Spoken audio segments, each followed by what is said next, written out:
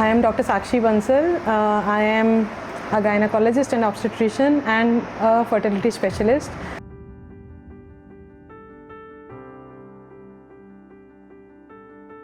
जब मैं यहाँ आई ना, जब से मैंने MD किया था तब से मेरा मेन इंटरेस्ट जो था वो इनफर्टिलिटी में ही था. During my PG time also मैं उनके साथ ना बहुत ज़्यादा, मतलब एक तरह से मुझे उनको लगता था कि यार इन पेशेंट्स को कंसीव नहीं हो पा रहा, दे नीड हेल्प.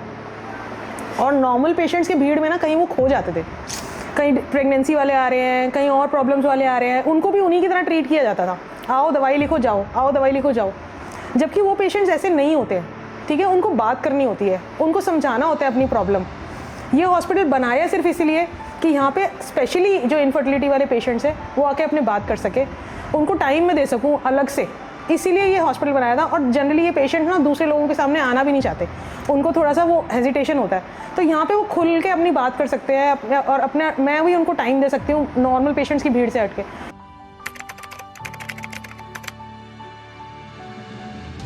हमारा जो पेशेंट्स के साथ इंटरेक्शन होता है ना, वो it is not patient doctor interaction. Mostly हमारा जो मेन फोकस होता है उनको एक कंपैशनेट केयर प्रोवाइड करना होता है. So whatever we are doing, we are giving a compassionate care to them. Patients बहुत ज़्यादा परेशान आते हैं हमारे पास. They are out of their, उनको लाइफ से सारी होप खत्म हो गई होती है. If they are not able to conceive, so we understand their problem and we treat according to their needs.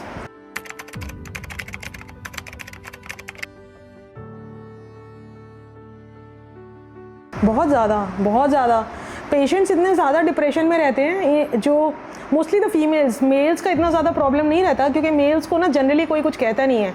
In the society we are living ना, अगर किसी को कंसीव नहीं हो रहा है तो female is the one who will bear the brunt. सारी फैमिली भी उसी को बोलेगी, सारे इन लॉज भी, सारे आसपास के भी, सब लोग. तो she is the one who is facing a lot of problem. अगर हस्बैंड सपोर्टिव हो तो फिर भी वो बेचारी ठीक हो जाती है, सर्वाइव कर जाती है. अगर हस्बैंड भी सपोर्टिव ना हो ना तो शी लाइक, इसको ऐसा लगता है मेरी दुनिया में कोई और है ही नहीं. तो मेरे को ये लगता है फिजिकली से ज़्यादा ना इमोशनली ड्रेन्ड होते हैं ये लोग. And they need someone to listen to them.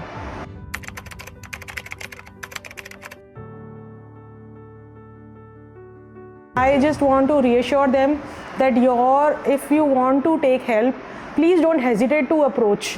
आप अप्रोच करोगे तभी वो आगे बढ़ पाएगा. कुछ नहीं तो you will be stuck in the same mud, वहीं पे फंसे रहोगे. और आपको चीज़ के बारे में चिंता करने की बिल्कुल ज़रूरत नहीं है कि हमारे किसी को कुछ पता लग जाएगा. कुछ भी यहाँ से डिस्क्लोज़ नहीं होता है unless and until you want it. उसके अलावा और सबसे बड़ी बात मैं ये कहना चाहूँगी कि जो पेशेंट्स कंसीव कर चुके हैं, please go and tell others your story. जब आप दूसरों को बताओगे ना, दे विल गेट मोटिवेशन कि हाँ, हम इन्होंने किया, हम भी कर सकते हैं. It is nothing to be ashamed about.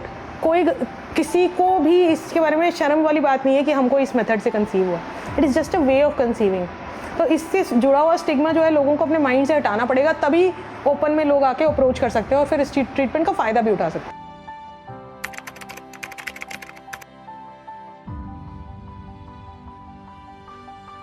Bansal IVF is Sonipat का सबसे पुराना और अप्रूव्ड IVF सेंटर है. We have world class facilities under one roof and we believe in providing compassionate and individualised care to every patient. हमारे यहाँ commercial IVF centre जैसा कुछ भी नहीं है जैसे बाकी जगह होता है कि you keep on, her patient जो आया पुट इट इनटू IVF और हर चीज़ को IVF करते जाना. I still don't believe in this.